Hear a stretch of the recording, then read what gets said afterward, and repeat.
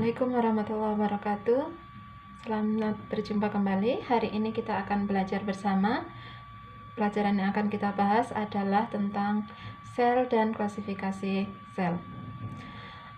Ini adalah materi yang pertama di kelas 11 semester 1. Jadi menurut saya kenapa materi ini penting? Karena ini adalah materi basic. Jadi ketika pembahasan tentang sel, pengertian sel dan perbedaan sel, itu nanti akan menjadi dasar ketika kita bicara bioproses di dalam sel, ketika kita bicara organelanya sel, dan juga berperan penting dulu ketika kelas 10. Di kelas 10 itu adalah tentang klasifikasi dari makhluk hidup.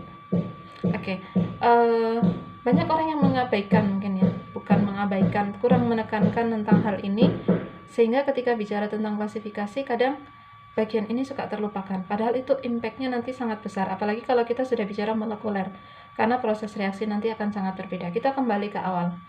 Jadi apa itu sel? Saya rasa semua orang udah bisa menjawabnya, karena biologi itu istimewanya adalah materi pembelajaran biologi itulah pengembangan ketika dari SD sampai dengan tingkat SMA, bisa kita bilang materinya sama, hanya kedalaman materi yang berbeda. Nah, di tingkat SMA atau MA, tentu materinya lebih dalam daripada tingkat SMP ataupun SD atau MI. Apa itu sel? Sebenarnya ada dua hal yang menjadi poin penting ketika kita bicara sel. Yang pertama adalah tentang sel sebagai unit struktural. Apa sih unit struktural? Artinya bahwa sel itu adalah unit pembangun. Pembangun apa? Pembangun struktur tubuh makhluk hidup.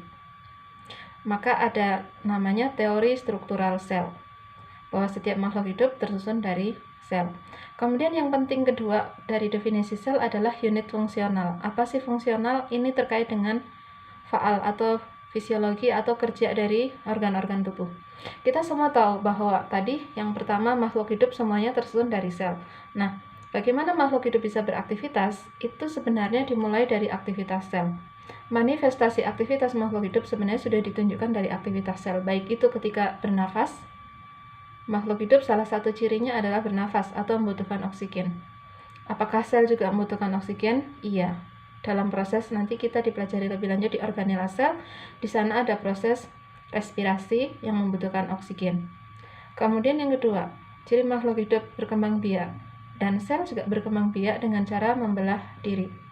Kalau di kelas 12 nanti akan dipelajari ada pembelahan mitosis, ada pembelahan meiosis. Itu adalah cara sel berkembang biak. Jadi dua poin penting dari pengertian sel adalah sel sebagai unit struktural makhluk hidup dan sel sebagai unit fungsional makhluk hidup. Dan catatan yang ketiga adalah yang terkecil. Kenapa yang terkecil? Karena setelah sel tidak ada unsur kehidupan yang hidup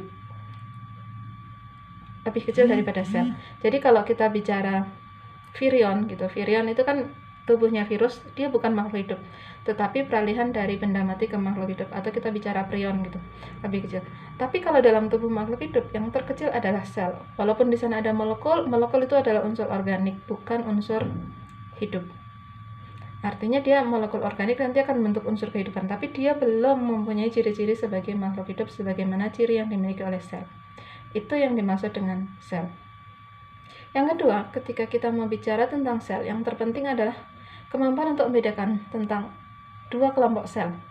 Kalau kita bicara di klasifikasi biologi, mungkin kita bicara domain prokariot dengan eukariot. Apa sih bedanya? Secara garis besar, sel itu dibedakan menjadi dua kelompok. Kelompok yang pertama yang disebut dengan kelompok prokariot. Kelompok yang kedua adalah eukariot. Sebenarnya bedanya sederhana, tetapi nanti seperti saya katakan di awal, dampaknya akan sangat besar. Perbedaannya adalah kalau yang disebut dengan prokariot, ini adalah kelompok organisme yang selnya belum memiliki membran inti. Jadi inti sel itu nanti ada pembungkusnya yang kita sebut dengan membran inti. Nah, kalau sel itu sudah, inti selnya sudah ada pembungkusnya, itu disebut dengan sel-sel eukariot. Inti sel yang terbungkus dan tidak terbungkus nanti impact-nya akan sangat besar ketika kita bicara bioproses. Baik nanti kita bicara tentang bicara tentang replikasi DNA-nya, bicara tentang transkripsi, translasi sampai ekspresi gen ya di translasi. Seperti itu. Nah, di kelas 10 dan 11 sebenarnya yang perlu kita tekankan bahwa sel itu dibedakan menjadi dua, yang prokariot dan eukariot. Kalau di kelas 10 itu nanti digunakan untuk pembeda ketika mengklasifikasikan kingdom yang dipelajari di kelas 10. Nah, di kelas 11 kita akan bicara tentang organelanya. Tapi itu nanti akan menjadi pembelajaran lebih lanjut pada pertemuan kita selanjutnya. Seperti apa sih bedanya antara sel prokariot dengan eukariot dilihat dari struktur organela sel. Yang beda utama tadi adalah bahwa prokariot itu tidak memiliki membran inti sel, sedangkan eukariot punya membran inti. Maka ketika eukariot, inti sel itu nanti disebut dengan nukleus. Kalau pada prokariot, inti sel itu tersebar di dalam cairan sitoplasma yang disebut dengan istilah nukleolit.